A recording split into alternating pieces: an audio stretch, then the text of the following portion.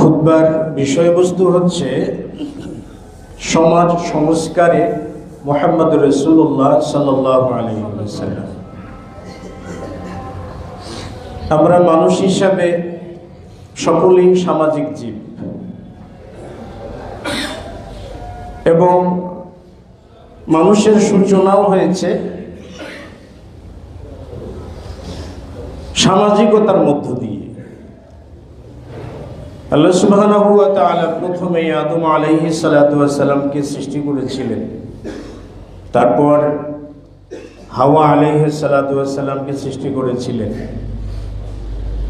আদমের পৃষ্ঠদেশ থেকে আত্মা বের করেছিলেন, জিজ্ঞাসা করছিলেন আলাস্তু বিরাব্বিকুম। তো আদম এবং হাওয়া দুজন মিলে একটা পরিবার। পৃথিবীতে এসে সেটা হয়ে যায় মানুষের সমাজ, সন্তান সন্ততির জন্ম দিয়ে মানুষের সমাজ গড়ে ওঠে। তা আমরা সমাজের অসঙ্গতিগুলোকে আমরা বদলাতে চাই, প্রত্যেকটা মানুষ তার নিজ নিজ জায়গা থেকে। এবং দেখবেন যে প্রত্যেকেরই নির্বাচনী এজেন্ডা হিসেবে থাকে যে আমরা সমাজকে বদলে দেব। কিন্তু সমাজকে বদলে দেব কি দিয়ে? আমরা সমাজকে বদলানোর চেষ্টা করি জাগতিক জ্ঞান দিয়ে, যে জাগতিক জ্ঞানটা পশ্চিমা থেকে নিয়ন্ত্রিত। এই জাগতিক জ্ঞান দিয়ে আমরা সমাজকে বদলাতে চাই, সমাজকে পরিবর্তন করতে চাই।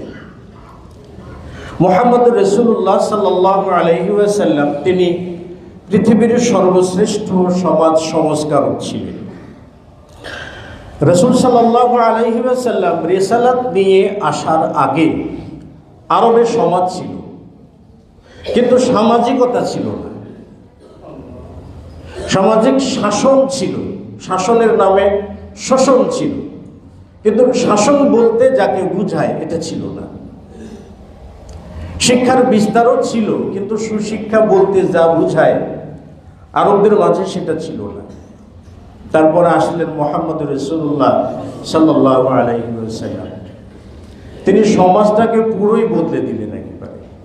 তো রাসূল সাল্লাল্লাহু আলাইহি ওয়াসাল্লাম যে সমাজ বদলে দিয়েছেন, কিসের ভিত্তিতে তিনি সমাজ বদলে দিয়েছেন? সমাজ এর মূল ভিত্তি হলো পরিবার। একটা পরিবারের তিনটা অংশ থাকে, একটা অংশ মা বাবা, আরেকটা অংশ স্বামী স্ত্রী, আরেকটা অংশ সন্তান সন্ততি। এই তিনটা অংশ মিলেই একটা পরিবার গঠিত হয়। তো পরিবার যদি ভালো থাকে, সমাজ ভালো থাকবে। কোনো পরিবার যদি ভালো না থাকে তাহলে সমাজ ভালো থাকবে না। আর একটা পরিবারের মূল চালিকা শক্তি যেটা, সেটা হলো মা বাবা। কোনো পরিবারে যদি মা বাবা অবহেলিত হয় তাহলে সেই পরিবার থেকে শান্তি থাকবে না, সমাজেও শান্তি আসবে না। আবার কোনো পরিবারে যদি স্বামী স্ত্রীর মধ্যে ঝগড়া বিবাদ লেগেই থাকে, দাম্পত্য জীবনে কলহ লেগে থাকে, তাহলেও যেমন পরিবারে শান্তি আসবে না, সমাজেও শান্তি আসবে না। সন্তান সন্ততিদের মাঝে যদি ভ্রাতৃত্ব না থাকে তাহলে সমাজে শান্তি আসবে না। এজন্য সমাজ সংস্কারের আগে মূলত যেটা মনোযোগ দেওয়ার জায়গা সেটা হলো পরিবার। মুহাম্মদ রাসূলুল্লাহ সাল্লাল্লাহু আলাইহি ওয়াসাল্লাম আলী রাদিয়াল্লাহু তাআলা আনহু, ফাতেমা, হাসান, হুসাইন রাদিয়াল্লাহু আনহুম, তাদেরকে নিয়ে তিনি বলছিলেন যে এরা আমার পরিবার। আল্লাহ সুবহানাহু ওয়া তাআলা বলছেন কু আনফুসাকুম ওয়া আহলিকুম নার, নিজেরা জাহান্নাম থেকে বাঁচো, পরিবারকে জাহান্নাম থেকে বাঁচাও। তাহলে আপনার পরিবার বাঁচলে সমাজ বাঁচবে। পরিবার যদি না বাঁচে তাহলে সমাজ বাঁচবে না। এই জন্য আমরা যতবারই চিল্লাচিল্লি করি না কেন যে সমাজকে বদলে ফেলবো, সমাজকে বদলানোর আগে সমাজ বদলানোর হাতিয়ার কি, মুহাম্মদ রাসূলুল্লাহ কি কি পদ্ধতি অবলম্বন করেছেন। আল্লাহ রাব্বুল আলামিন তার পুরো জীবনটাকে সমাজ সংস্কারের জন্য তো পাঠিয়েছিলেন। তো মুহাম্মদ রাসূলুল্লাহ সাল্লাল্লাহু আলাইহি ওয়াসাল্লামের বলতে পারেন যে বাল্যকাল থেকেই একটা সমাজ বদলানোর একটা পরিকল্পনা, সমাজ বদলানোর একটা চিন্তা চেতনা যেটা তার মধ্যে পরিলক্ষিত হয়। সমাজকে সংস্কার করার জন্য, সমাজের অসঙ্গতিকে দূর করবার জন্য প্রথম যে মৌলিক যে পদক্ষেপটা লাগবে সেটা হলো তালিম ওয়া তারবিয়াত। তালিম ও তারবিয়াত, এ দুটো লাগবে, শিক্ষা এবং সংস্কৃতি যে দুটা লাগে। প্রথমত লাগবে হলো শিক্ষা। আপনি কোন শিক্ষায় শিক্ষিত, সেই শিক্ষার উপর ভিত্তি করে নির্ভর করছে আপনি কোন সমাজটা গঠন করবেন। আপনি যখন জাগতিক শিক্ষায় শিক্ষিত, দিন শিক্ষাতে অজ্ঞ, পশ্চিমা শিক্ষায় আপনার প্রাচুর্যতা আছে, বিলাসিতা আছে, তখন আপনি আপনার সমাজকে পশ্চিমাদের দাসত্বে পরিণত করবেন, সংস্কার করতে পারবেন না। আপনি যখন অর্থনীতিতে পশ্চিমের দিকে সিজদা করে বসে আছেন, তখন আপনি কোনো ক্রমে আপনার সমাজটাকে সুদমুক্ত করতে পারবেন না। আদালত, অফিস আদালত, কোর্ট কাছারি সবগুলো নিয়ন্ত্রণ করছে ব্রিটিশরা। আপনি সেই একটা কালচার আদালতের চর্চা করে তার উপর ভিত্তি করে আপনি কখনো সমাজকে সঠিকভাবে অপরাধ মুক্ত করতে পারবেন না। আমরা জাগতিক চিন্তাই করি, কিন্তু জাগতিক চিন্তার সঙ্গে রুহানি চিন্তাটাকে যোগ করতে হবে। এই জন্য প্রথম লাগবে তালিম, শিক্ষা। শিক্ষা বলতে পারেন সুশিক্ষা, এটা লাগবে। মুহাম্মদ রাসূলুল্লাহ সাল্লাল্লাহু আলাইহি সাল্লামকে আল্লাহ তাআলা নবুয়ত দান করেছেন। দেখেন, নবুয়ত দান করেছেন, সেই নবুয়ত দান করার প্রথম যে ওয়াহীটা নাযিল হয়েছিল সেটা ছিল ইকরা বিসমি রাব্বিকাল্লাযী খালাক, খালাকাল ইনসানা মিন আলাক, মানে তুমি পড়ো তোমার প্রতিপালকের নামে, যিনি সৃষ্টি করেছেন। সৃষ্টি তত্ত্ব কি? মানুষের সৃষ্টি তত্ত্বটা দিয়ে দিলেন কি? যাকে জমাট রক্ত থেকে আল্লাহ তাআলা সৃষ্টি করেছেন। তাহলে স্রষ্টা, পড়াশোনার সূচনাটা হতে হবে আল্লাহ তাআলার নামে, সে রবের নামে যিনি সৃষ্টি করেছেন। কিন্তু আপনি গ্রাজুয়েশন কমপ্লিট করেছেন, চতুর্দিক থেকে করেছেন, আপনি 20-30 বছর পড়াশোনা করেছেন, শরীয়তের জ্ঞানের সঙ্গে আপনার কোনো সম্পৃক্ততা নেই। তাহলে আপনার দ্বারা সমাজ কি করে সংস্কার হবে? আপনার দ্বারা সমাজ দাসত্ব করা শিখবে। এই জন্য বলতে পারেন ইউরোপের অশ্লীলতা দেশে প্রবেশ করেছে, মুসলিম অধ্যুষিত অঞ্চলে প্রবেশ করেছে, আরব বিশ্বে প্রবেশ করেছে, আমাদের ভারতবর্ষে প্রবেশ করেছে, আমাদের গ্রামগঞ্জেও এই অশ্লীলতাগুলো ছড়িয়ে পড়ছে। কারণ আমরা শিক্ষার ক্ষেত্রে দাসত্ব করছি পশ্চিমাদের। আল্লাহ সুবহানাহু ওয়া তাআলা বলেছেন ইকরা বিসমি রাব্বিকাল্লাযী খালাক। শিক্ষাটা কি শিখবেন? আল্লাহ সুবহানাহু ওয়া তাআলা আদম আলাইহিস সালাতু ওয়াস সালামকে সৃষ্টি করার পরে তাকে ওয়াল্লামা আদামাল আসমা, আল্লাহ তাআলা প্রথম আদমকে কিছু নাম শিখিয়ে দিলেন। তার মানে আল্লাহ তাআলা প্রথম আদম আলাইহিস সালাতু ওয়াস সালামকে শিক্ষিত বানিয়েছেন। এরপরে সেই নামগুলো সম্পর্কে ফেরেশতাদেরকে জিজ্ঞেস করলেন, আম্বিউনি, তোমরা আমাকে বলে দাও নামগুলো কি। তারা কি বলল? ক্বালু সুবহানাকা লা ইলমা লানা, আমরা আপনার পবিত্রতা বর্ণনা করছি, আমাদের কোনো জ্ঞান নেই, যা আপনি আমাদেরকে শিখিয়ে দিয়েছেন ওটা ছাড়া কিছু জানি না। আদম আলাইহিস সালাতু ওয়াস সালামকে বললেন আম্বিউহুম, জানিয়ে দাও তাদেরকে, আম্বাআহুম, তিনি জানিয়ে দিলেন। তাহলে জ্ঞান যিনি জানেন তিনি উপরে থাকে। কুল হাল ইয়াস্তাবিল্লাযীনা ইয়ালামুনা ওয়াল্লাযীনা লা ইয়ালামুন, আল্লাহ তাআলা নিজে বলছেন যে হে রাসূল আপনি বলে দিন যারা জানে এবং যারা জানে না তারা কি সমান? সমান নয়। তাহলে আদম আলাইহিস সালাতু ওয়াস সালাম যে উত্তরগুলো দিতে পেরেছেন ফেরেশতারা দিতে পারেননি। আল্লাহ তাআলা আদেশ করলেন ওয়াসজুদু লাহু, তোমরা তাকে সিজদা করো। তাইলে ওখানেই জ্ঞান এবং জ্ঞানহীনতার তফাৎ। আদম আলাইহিস সালাতু ওয়াস সালাম ভুল করেছেন, পাপ করেছেন, গাছের কাছে যাওয়া নিষিদ্ধ ছিল, তিনি যে গেছেন, অপরাধ করেছেন। অপরাধ করার পরে আল্লাহ তাআলার কাছে বলছেন যে আলাম তাখলুকনি বিয়াদিক, আল্লাহ তুমি কি তোমার হাতে আমাকে সৃষ্টি করো নাই? বলে করেছি। আলাম তানফুখ ফিয়া মিন রূহিক, তুমি কি তোমার রূহ থেকে আমাকে রূহ দাও নাই? বলে হ্যাঁ দিয়েছি। আলাম তুসাক্কিননি ফি জান্নাতিক, তুমি কি জান্নাতে আমাকে বসবাস করতে দাও নাই? বলে দিয়েছি। আল্লাহ এখন আমি যে ভুল করেছি যদি তাওবা করি, তোমার কাছে যদি ফেরত যাই, তো জান্নাতে কি আবার ফেরত দেবে আমাকে? আল্লাহ তাআলা বললেন নাম, হ্যাঁ দেবো, মুস্তাদরাক আলা সাহিহাইন, দেবো তোমাকে। তখন আদম আলাইহিস সালাতু ওয়াস সালাম ফাতালাক্কা আদামু মির রাব্বিহি কালিমা, আল্লাহ তাআলার পক্ষ থেকে আদম কিছু কালিমা শিখলেন। মানে শিক্ষা প্রত্যেকটা স্তরে আল্লাহ তাআলা মানুষকে শিক্ষিত করেছেন এবং সেই শিক্ষাটা আল্লাহ তাআলা তার নামে। দেখেন ফেরেশতারা বলছিল যে আপনি যাদেরকে সৃষ্টি করবেন এরা পৃথিবীতে ফিতনা ফাসাদ সৃষ্টি করবে, তোমার কোনো কথা শুনবে না। আল্লাহ তাআলা বলছিলেন কি ইন্নী আ'লামু মা লা তা'লামুন, আমি জানি তোমরা জানো না, আমি যা জানি তোমরা তা জানো না। তার মানে জ্ঞানের জায়গাতে আল্লাহ সুবহানাহু ওয়া তাআলা ফেরেশতাদেরকে বলেছেন তোমরা জানো না। তো জ্ঞান এবং জ্ঞানহীনতা সবসময়ের জন্য একটা উঁচু এবং নিচু, সেটা সর্ব অবস্থার জন্য থেকেছে।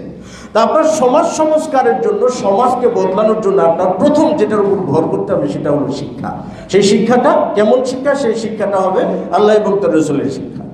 মুহাম্মদ রাসূলুল্লাহ সাল্লাল্লাহু আলাইহি ওয়াসাল্লাম বলছেন যে যখন মানুষ মারা যায় তখন তিনটি আমল ছাড়া সব আমলগুলো বন্ধ হয়ে যায়, আর কোনো আমল তার যায় না।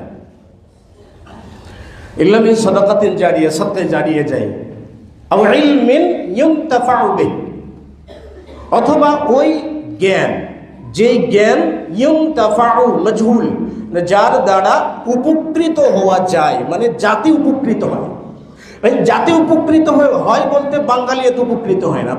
বাংলাদেশি জাতীয়তাবাদ উপকৃত হবে, বাঙালি জাতীয়তাবাদ উপকৃত হবে, হিন্দুস্তানি জাতীয়তাবাদ উপকৃত হবে, আরবীয় জাতীয়তাবাদ উপকৃত হবে না, বরং মুসলিম জাতীয়তাবাদ উপকৃত হবে, মুসলিম সমাজ উপকৃত হবে, মুসলিম মিল্লাত যে জ্ঞান দিয়ে উপকৃত হবে সেই জ্ঞানটা, আও ইলমান ইউনতাফাউ বিহি, যে জ্ঞান দ্বারা উপকৃত হওয়া যায়। মুহাম্মদ রাসূলুল্লাহ সাল্লাল্লাহু আলাইহি ওয়াসাল্লাম তাই দোয়া করতেন, আল্লাহ তাআলার কাছে দোয়া করতেন যে আল্লাহুম্মা ইন্নী আউযু বিকা মিন ইলমিন লা ইয়ানফা, হে আল্লাহ সেই জ্ঞান থেকে আমি আশ্রয় চাই যে জ্ঞান দ্বারা কোনো উপকার হয় না। ওয়া মিন কলবিন লা ইয়াখশা, ওই অন্তর থেকে আশ্রয় চাই যে অন্তরটা ভয় করে না, আল্লাহর ভয় করে না। ওয়া মিন নাফসিন লা তাশবা, ওই আত্মা থেকে আশ্রয় চাই যে আত্মা কখনো পরিতৃপ্ত হয় না। আমাদের আত্মাকে পরিতৃপ্ত হয়, টাকার উপরে শুয়ে থাকলে আরো টাকা লাগে, তাই না? 24 তলা বিল্ডিং করেছি, পেট ভরে না, আরো লাগবে। আমিন নাফসিন লা তাশবা, দোয়াটা করুন, আমিন নাফসিন লা তাশবা, এটা কন্টিনিউ করুন, হয়তো বা লোভ কমে যাবে। এমন আত্মা থেকে আশ্রয় চাই যেটা কখনো পরিতৃপ্ত হয় না। আমিন দুআইন লা ইউস্তাজাবু লাহ, ওই দোয়া থেকে আশ্রয় চাই যে দোয়া কবুল করা হয় না। আমরা যখন দ্বীনি জ্ঞান থেকে সরে গেছি এবং সেই দ্বীনি জ্ঞান চর্চাও নাই, দেখবেন যে পাঠশালাতে একটা ছেলে পড়াশোনা করেছে, পড়াশোনার ডিগ্রি কমপ্লিট করার পরে তার সঙ্গে আর বইয়ের কোনো সম্পর্ক নেই। আমাদের আলেম সমাজদের ভিতরেও আমরা হয়ে গেছি যান্ত্রিক, সবসময় ল্যাপটপ, ডেস্কটপ, গুগল। দেখেন যান্ত্রিকের সমস্যাটা কি? আপনি যদি আপনার কম্পিউটারে বা গুগলে যে যদি খারাপ জিনিস সার্চ দেন, খারাপ আসবে, ভালো চাইলে ভালো আসবে, খারাপও না ভালো না সেটাও যদি আপনি সার্চ করেন সেটাও আসবে, পৃথিবীর সব থেকে নোংরা জিনিসও যদি সার্চ করেন সেটাও আসবে। তার মানে কি? আপনি ওকে দিয়ে যা করাবেন সে তাই করবে।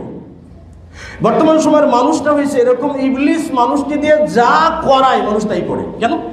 কারণ মানুষ যান্ত্রিক, মানুষ বাস্তবতা ছেড়ে দিয়ে সম্পূর্ণ যান্ত্রিক হয়ে গেছে। যে কোনো একটা প্রতিষ্ঠান দেখবেন যে চতুর্দিকে আপনি তাকিয়ে দেখবেন 15-20টা করে সিসি ক্যামেরা, যেখানে লাগবে 2টা সেখানে বসিয়েছে 8টা, যেখানে লাগবে 8টা সেখানে বসিয়েছে 16টা। কেন? আমরা যান্ত্রিক নির্ভরতা হয়ে গেছি, এজন্য মনটাও যন্ত্রপাতি হয়ে গেছে, যন্ত্রের মতোই খারাপ ভালো সব কিছুর মিশ্রণ হয়েছে। তাও ইলমান ইউনতাফাউ বিহি, উপকারী বিদ্যা, যে বিদ্যার দ্বারা জাতি উপকৃত হবে। তো আপনার জন্য আমাদের বিদ্যা থেকে জাতিকে উপকৃত হবে। বলতে চাচ্ছিলাম যে কিতাবের সঙ্গে বইয়ের সঙ্গে সম্পর্ক নাই, আমরা যান্ত্রিক। আলেম ওলামারাও যখন আলেম হয়ে বের হয়ে দাওরা হাদিস করে বেরিয়েছে, মদিনা বিশ্ববিদ্যালয় থেকে এসেছেন বা অন্য সেক্টর থেকে কামিল পাস করেছে কিংবা অনার্স মাস্টার্স করেছে, ব্যাস ডিগ্রিটা সমাপন করার পরে তার সঙ্গে আর বই পুস্তকের সম্পর্ক নেই। বই পুস্তকের যখন সম্পর্ক না থাকে তখন একজন জ্ঞানী ব্যক্তির যে একটা ম্যাগনেট, মানুষকে আকর্ষণ করবার মতো যে একটা ক্ষমতা যেটা আল্লাহ তাআলা দেন, সেটা জ্ঞানী ব্যক্তিদের মধ্য থেকে থাকে না। ফলে জ্ঞানী ব্যক্তিরই লাঞ্ছিত হয়, জ্ঞানী ব্যক্তির কথা বললে মানুষ শোনে না। দেখবেন যে ওয়াজ মাহফিলের কিন্তু খিচুড়ি বাংলাদেশে, কিন্তু বাংলাদেশে 5 টাকা হলেও চুরি করে। যে 5 টাকাতে কিছু পাওয়া যায় না, ওই 5 টাকা হলেও চুরি করে। আপনি একটা পানির বোতল নেবেন, স্বাভাবিক দোকানে নেবেন কি বলে 15 টাকা, রাস্তার পাশে গাড়ি থামছে, আপনি ওখানে যে নেবে কত টাকা? 20 টাকা। চুরি করলো কয় টাকা? 5 টাকা। লোক 5 টাকার লোকটাও তিনি সামলাতে পারলেন না। কেন জানেন? কারণ আমরা যে ধর্মের মানুষ, সেই ধর্মের জ্ঞানের সঙ্গে আমাদের কোনো সম্পৃক্ততা নেই। তো বলছিলাম তালিম ও তারবিয়াত, যেটা সংস্কৃতি, যেটা সংস্কৃতি, শিক্ষার উপরে সংস্কৃতি দাঁড়িয়ে থাকে। আপনার শিক্ষা সুশিক্ষা হলে সংস্কৃতিটা ভালো হবে। আমাদের দেশের সংস্কৃতি বলতে কি বুঝায়? বাদ্যযন্ত্র বাজিয়ে গান গাওয়া, আবার সিনেমা প্রেমীদের জন্য সিনেমা করা, ছবি, নাটক, ফাটক। সংস্কৃতি মানে কি? ঈদুল আজহার দিনে ছবি মুক্তি দেওয়া, যেটা ইবাদতের দিন। ঈদ উল ফিতর ইবাদতের দিন ছবি মুক্তি দেওয়া, সাপ্তাহিক জুমার দিন ফজিলতের দিন, এই দিনে ছবি মুক্তি, নাটক মুক্তি। এটাকে কি কালচার বলে? এটাকে কি সংস্কৃতি বলে?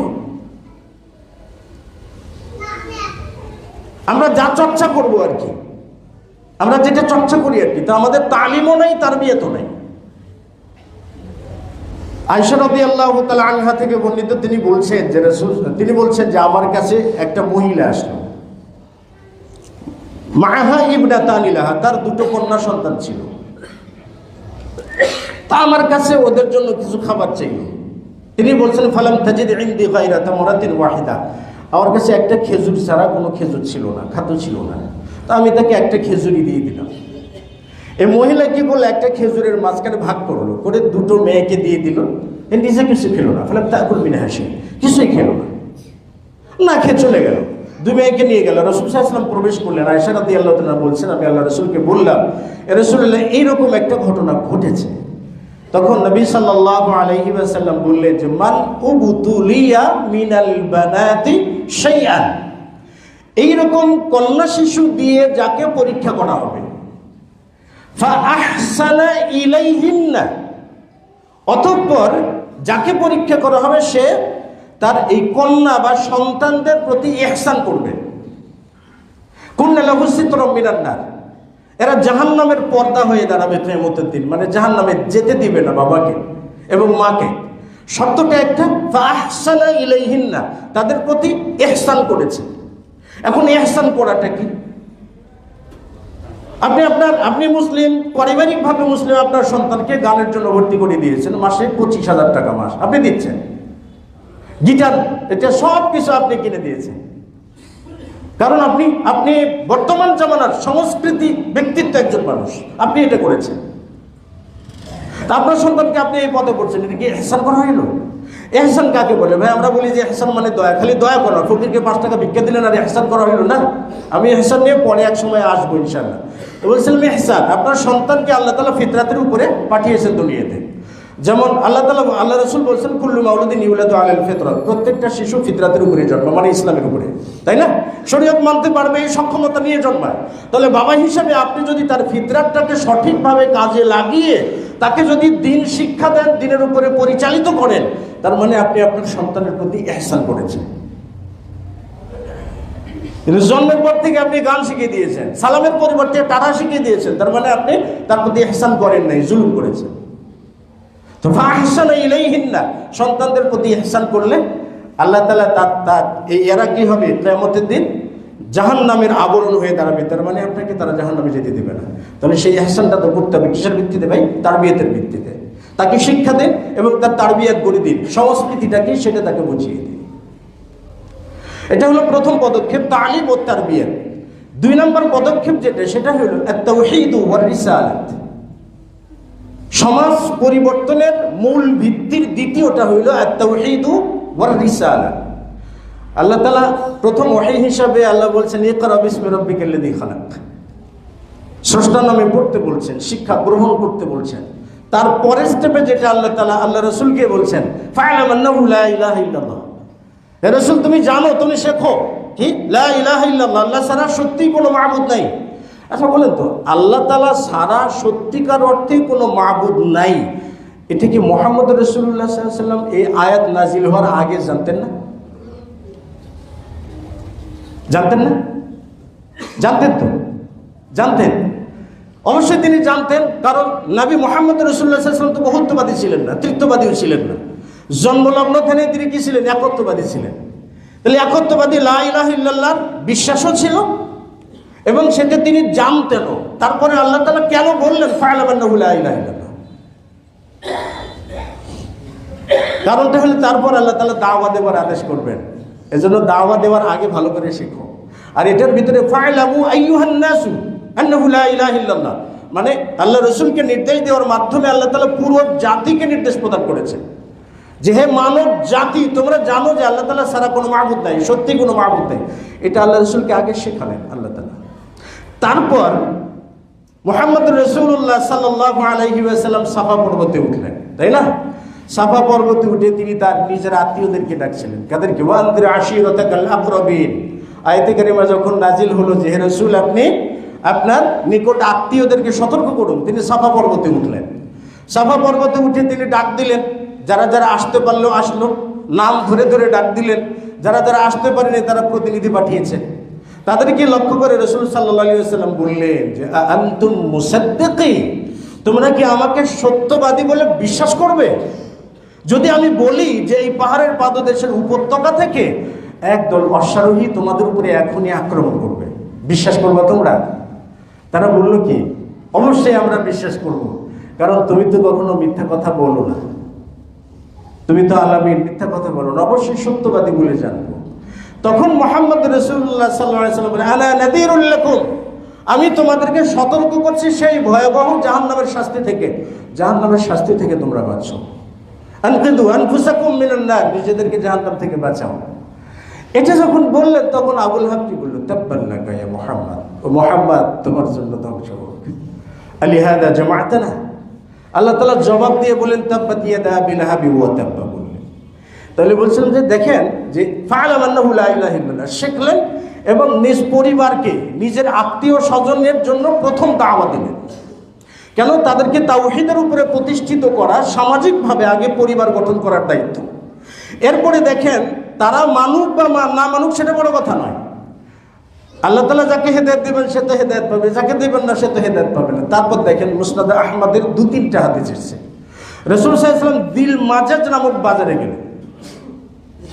বাজারে যে তিনি বলেন, আইয়ুহান নাস কুলু লা ইলাহা ইল্লাল্লাহ তুফলিহু, ও মানব জাতি, ও মানুষেরা, তোমরা লা ইলাহা ইল্লাল্লাহ বলো, সফল হবে, সফলতা লাভ করতে পারবে। পেছন থেকে আবু লাহাব বলে দিচ্ছিল কি, না হুয়া কাযিবুন, সে মিথ্যুক, তার কথা বিশ্বাস করো না, সে জাদুকর। তাহলে দেখেন ফাআলাম আন্নাহু লা ইলাহা ইল্লাল্লাহর জায়গা থেকে সামাজিকভাবে যারা নিকট আত্মীয় তাদেরকে তাওহীদের দাওয়াত প্রথম দিলেন। এরপর পুরো সমাজকে বদলানোর জন্য সমাজে ঢুকে বললেন, আইয়ুহান নাস কুলু লা ইলাহা ইল্লাল্লাহ তুফলিহু।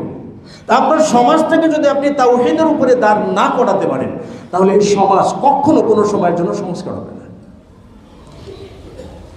আবু হুরায়রা রাদিয়াল্লাহু তাআলা আনহু বলছেন যে আমি আল্লাহর রাসূলকে বললাম, ইয়া রাসূলুল্লাহ সাল্লাল্লাহু আলাইহি ওয়াসাল্লাম, মান আসআদুন নাস বিশাফাআতিক, ইয়া রাসূলুল্লাহ আপনার সুপারিশ পেয়ে কে বেশি সৌভাগ্যবান হবে কিয়ামতের দিন? রাসূল সাল্লাল্লাহু আলাইহি ওয়াসাল্লাম বললেন যে আবু হুরায়রা তুমি এমন একটা বিষয় জিজ্ঞাসা করেছো, আমার যেটা মনে হয় জানান্ত, আমি মনে করি যে ইতিপূর্বে এই জিজ্ঞাসাটা কেউ করে নাই আমাকে। তোমার এটা জানার ব্যাপক আগ্রহ, ইতিপূর্বে কেউ করে নাই। তখন নবী সাল্লাল্লাহু আলাইহি ওয়াসাল্লাম বলছেন, আসআদুন নাসি ইয়াউমাল কিয়ামাতি বিশাফাআতি, কিয়ামতের দিন আমার সুপারিশের মাধ্যমে সৌভাগ্যবান সেই ব্যক্তি হবে মান ক্বালা লা ইলাহা ইল্লাল্লাহ খালিসাম মিন কলবিহি, যে ব্যক্তি লা ইলাহা ইল্লাল্লাহ বলে অন্তরের অন্তরস্থল থেকে ইখলাসের সাথে, সে ব্যক্তি কিয়ামতের দিন আমার সুপারিশের মাধ্যমে সৌভাগ্যশীল হবে। আপনি দুনিয়াতে নিজেকে বদলাবেন, সমাজকে বদলাবেন, কিয়ামতের দিন আল্লাহ তাআলা আপনাকে অনেক পুরস্কার দান করবেন। বলছিলাম তাওহীদ ওয়ার রিসালা। রিসালা বলতে কি বোঝায়? শুধু মিলাদুন নবী উপলক্ষে রাসূল সাল্লাল্লাহু আলাইহি ওয়াসাল্লামকে ভালোবাসি, আই লাভ ইউ ইয়া রাসূলুল্লাহ, এটা বললে কি হয়ে যাবে? আমাদের দেশে রাসূলকে ভালোবাসার বিভিন্ন ধরন আছে, বিভিন্ন ধরন আছে। এক বিদুইন ব্যক্তি এসে বলছে, ইয়া রাসূলুল্লাহ দুল্লানি আলা আমালিন ইযা আমিলতুহু দাখালতুল জান্নাহ, কিছু আমল শিখান যেগুলো করলে আমি জান্নাতে যেতে পারবো। আল্লাহ রাসূল বললেন, তা'বুদুল্লাহ ওয়া লা তুশরিকু বিহি শাই'আন, আল্লাহর ইবাদত করো, শিরক করবা না, সালাত কায়েম করবা, যাকাত দিবা। বললেন যে যাকাত ফরজ, যাকাত দিবা, ফরজ সালাত আদায় করবা বললেন। শেখার পরে ফালাম্মা ওয়াল্লা, লোকটি যখন চলে যাচ্ছে তখন বলছে, ওয়াল্লাহি আল্লাহর কসম, লা আযীদু আলা হাদা ওয়া লা আনকুসু মিনহু, আল্লাহর কসম করে বলছে মুহাম্মদ রাসূলুল্লাহ যা শেখালেন এর একটুও বেশি করব না, একটু কমও করব না। নবী সাল্লাল্লাহু আলাইহি ওয়াসাল্লাম সাহাবীদেরকে বললেন যে মান সাররাহু আন ইয়ানজুরা ইলা রাজুলিন মিন আহলিল জান্নাহ, জান্নাতি ব্যক্তিকে দেখে কেউ যদি আনন্দিত হতে চায়, ও লোকটার দিকে তাকিয়ে দেখো, ও লোকটা জান্নাতি। কেন জান্নাতি জানেন? ও লোকটা রিসালাত কি বুঝেছে। কি বুঝেছে? যে মুহাম্মদ রাসূলুল্লাহ সাল্লাল্লাহু আলাইহি ওয়াসাল্লামের উপরে আর কোনো মাপকাঠি নেই। মুহাম্মদ রাসূলুল্লাহ যা বলছেন তাই করতে হবে, যা বলেন নাই তা করা যাবে না, যা নিষেধ করেছেন হারাম মনে করে পরিত্যাগ করতে হবে, এর নাম রিসালাত। আপনি রিসালাত করবেন আর বলবেন যে ইমাম বলছে, হুজুর বলছে, মসজিদের মুরব্বী কইছে, চতুর্দিক থেকে মুরব্বীর অজুহাত দেবেন। আর ইমাম কি বলে, আপনি ইমামদের উপরে আপনি নির্ভর করবেন।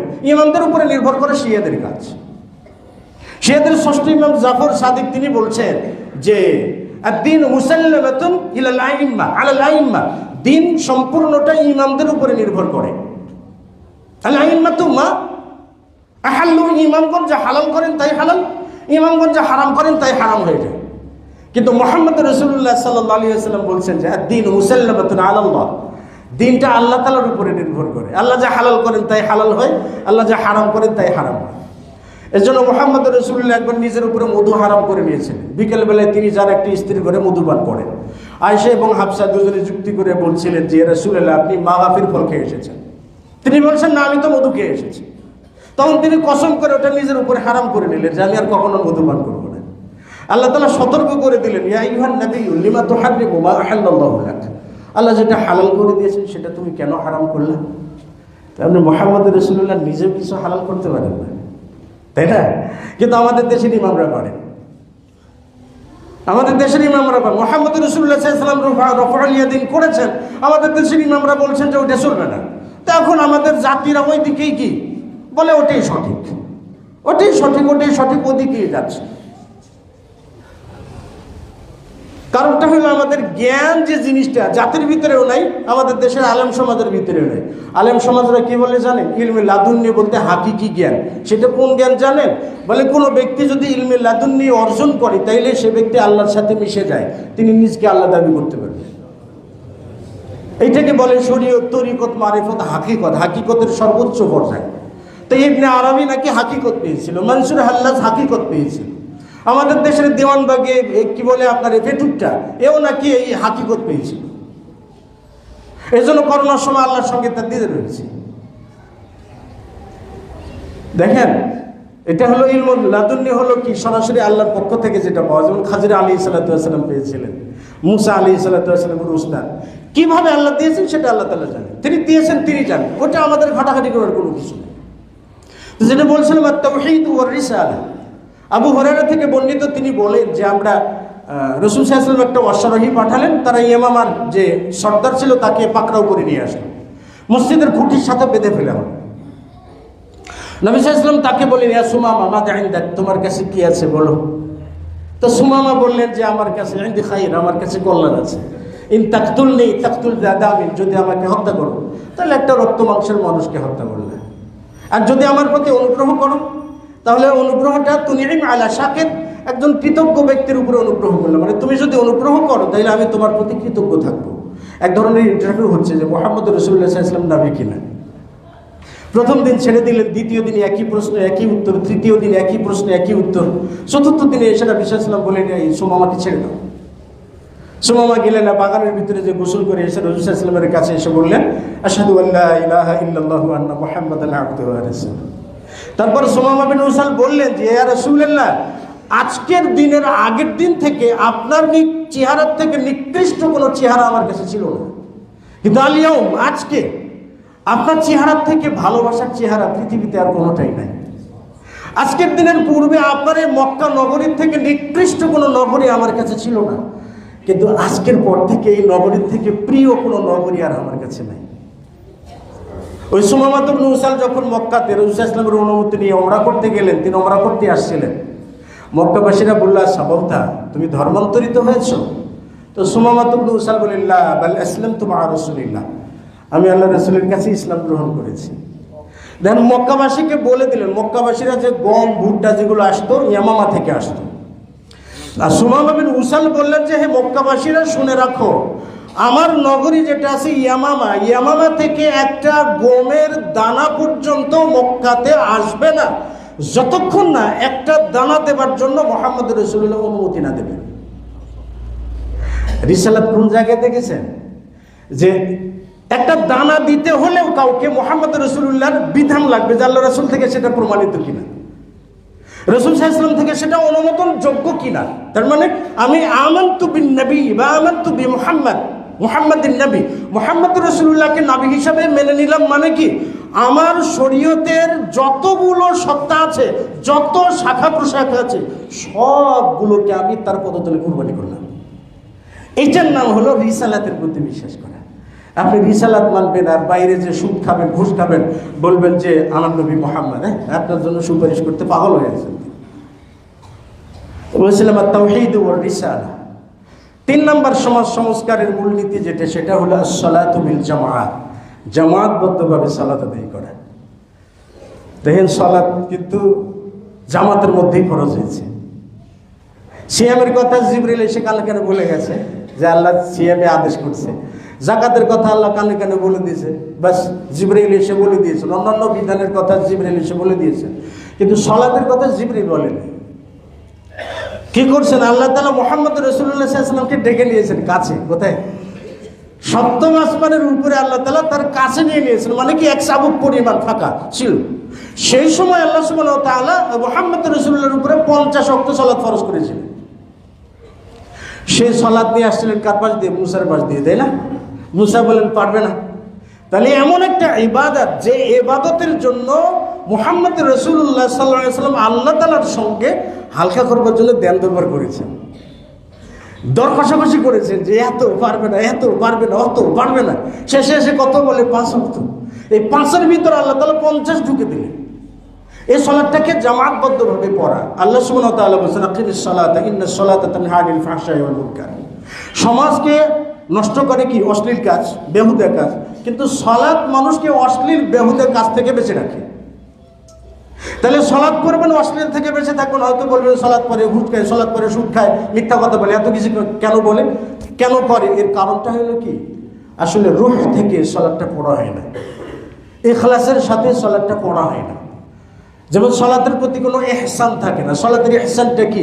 তা'বুদুল্লাহ কান্নাকা তারাহু ফাইন লাম তাকুন তারাহু ফাইন্নাহু ইয়ারাক। এই ইহসানটা সালাতের ভিতরে যাদের থাকে না, তাদের দ্বারা সবই সম্ভব। মসজিদে আসবে, মসজিদের বাইরে যত অপকর্ম আছে সবই করবে, কিন্তু সালাতটাকে ইখলাসের সঙ্গে সালাতের মতো করে পড়তে হবে। আল্লাহ রাসূল সাল্লাল্লাহু আলাইহি ওয়াসাল্লাম বলেছেন, সেই মুসলিম এসেছেন, আস-সালাতু নূরুন ওয়াস সাদাকাতু বুরহানুন। আছে না? সালাত কি? নূর। তো যেখানে নূর থাকে সেখানে কি অপরাধীর কোনো অন্ধকার থাকে? থাকার কি কথা? কোনো ক্রমেই থাকার কথা নয়। তা আপনি সালাত আদায় করছেন, আপনার ভিতরে নূর আছে, আপনার সন্তান পড়ে না, সেখানে অন্ধকার আছে।